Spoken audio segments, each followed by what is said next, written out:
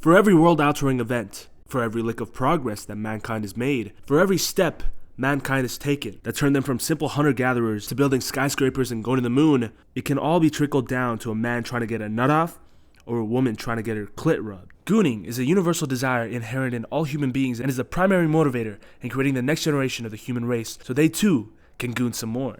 But gooning can also undo some of the greatest achievers in the world. After all, the Bible talks about it through one of the 7 deadly sins, lust, as one of the most important factors in the downfall of great men.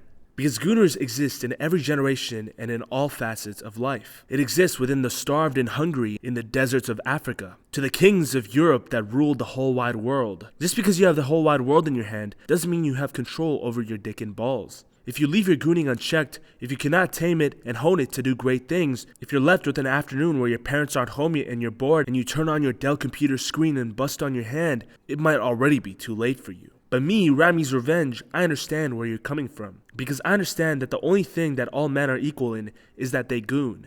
They cannot escape it. It is an inevitable part of their DNA. It's what makes them men. With that being said, Shannon Sharpe, you are a gooner. Shannon Sharpe had an illustrious NFL career, but since his retirement, he's made his money as a charismatic analyst for ESPN. But unfortunately, he will never learn. It's too late for him. He was sued by a 19-year-old OnlyFans model for $50 million in an assortment of charges, including assault.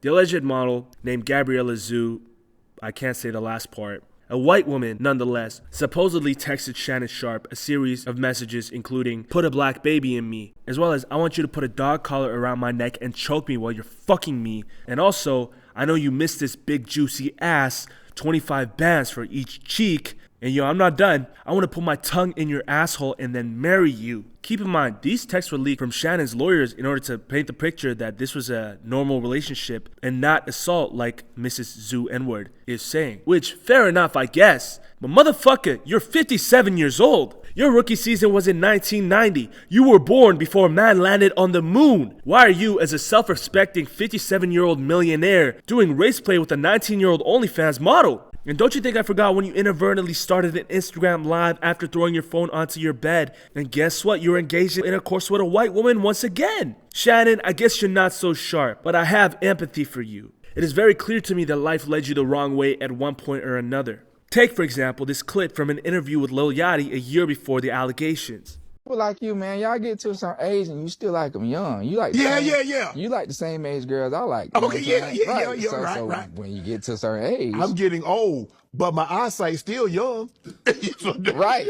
Okay, and with that, you gotta uphold a certain way because you can't be old and sloppy. You get one or the other. Right. Young and sloppy or old and in shape. Exactly. Or you're gonna get old and in shape. Women. No. Exactly.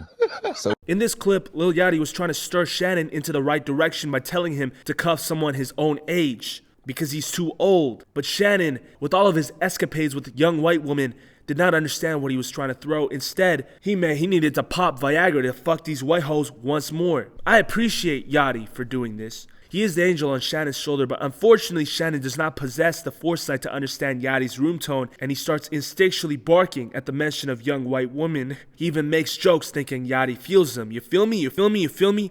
Nah, son, he don't feel you. David Carradine is next on the list, and for the youngins that don't know who he is, he's one of the most decorated actors in television and Hollywood, most notably as Bill in Kill Bill. But at the age of 72 in 2009, he died. Not of old age, but while trying to come. He was found dead in his hotel room in Bangkok, where he'd been staying to shoot a movie, naked and hanging in the closet with a curtain cord. Initially, people thought that he had committed suicide, but Thai police had confirmed that a noose had not only been tied around his neck, but his wee-wee as well. He died of autoerotic asphyxiation, which is the intentional restriction of oxygen to the brain for the purpose of arousal. A part of me is happy for him. The elaborate setup required to set up a noose not only for your neck but also your wee-wee as well is most definitely a forbidden gooning tactic that can only be mastered from years of practice and misadventure. Maybe Mr. Carradine had gooned so much over the decades that regular methods of gooning bored him. Just like how veteran musicians get bored of their original instrumentation and styles and resort to jazz because of the complexity of mastering it. But at the same time, another gooner bites the dust way too soon. All for a nut? From a rope? But at least the consequences of his actions cost him his life. He does not have to live his sins out in the mortal world. God will have a discussion with him. But this next person had to live out his consequences in reality. Bill Clinton was the 42nd president of the United States. Under his presidency, the U.S. saw significant economic prosperity and an amazing handle of foreign affairs. But all of that almost went out the window when he got his balls drained by a 22-year-old secretary named Monica Lewinsky. Monica had been blowing Clinton at the Oval Office for months at this point. And just like women do, she started gossiping to one of her friends. The friend then tapped her phone when she was explaining to her how she was draining his balls and leaked it to the media. When the news broke, Clinton denied everything under oath, famously saying, "I did not have sexual relations with that woman." Right in front of his wife Hillary with that damn American smile. Even I believed him. But semen with his DNA on it was later found on Monica's dress, which led to charges of perjury and obstruction of justice, as Clinton was accused of lying under oath to cover up the affair, and he got impeached. Terrible play, by the way. Mr. President obviously does not watch my cheating video, because if you get caught cheating, you're supposed to own up to it, so they can't call you a liar. Rookie mistake on his part, even with all the cheating he's done. Bill Clinton has had many allegations of sexual harassment well before and after the Lewinsky allegation.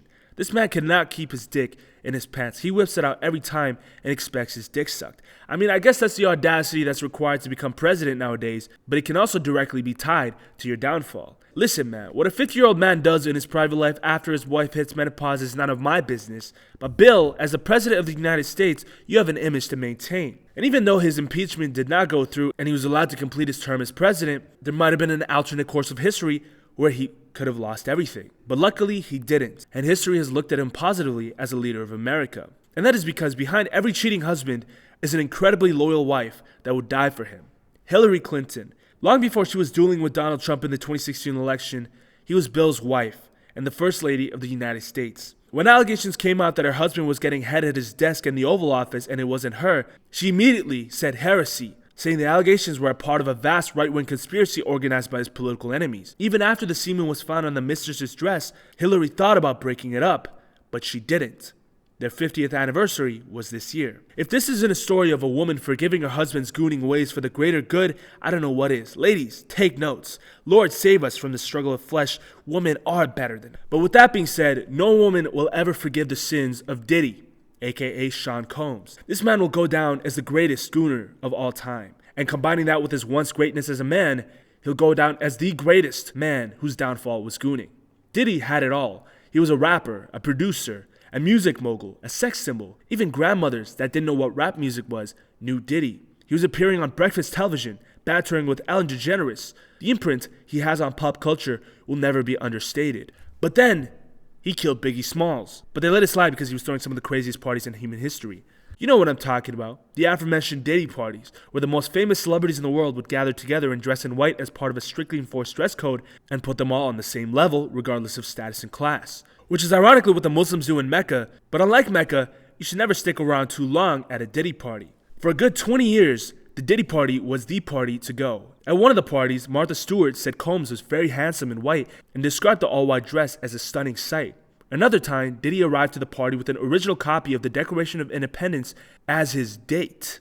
He said no one would expect a young black man to be coming to a party with the Declaration of Independence, but I got it, and I promised not to spill champagne on it. These Diddy parties had it all. They had hookers, they had midgets, they had celebrities, they had drama. For a time, every celebrity was gushing for an invite to the Diddy party, because if you got invited, it means you made it.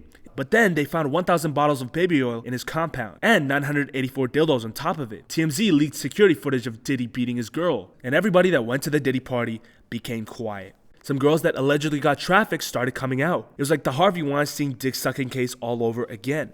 Whereas at one point, sucking Harvey Weinstein's dick or getting invited to a Diddy party would mean that your career in Hollywood was set. Now, both of them were in jail, and you're thinking, whose dick are you gonna suck now? And you know, I always try to give the benefit of the doubt when it comes to stuff like this.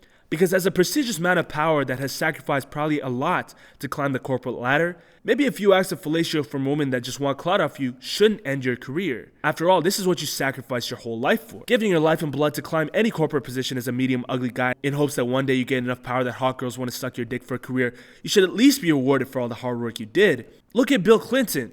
He was getting head at the Oval Office, and the shawty that was sucking his dick was actually in love with him. She didn't want it to leak. It was just her jealous friend that snitched to the FBI. He didn't push it. He wasn't whipping his dick out in front of everybody.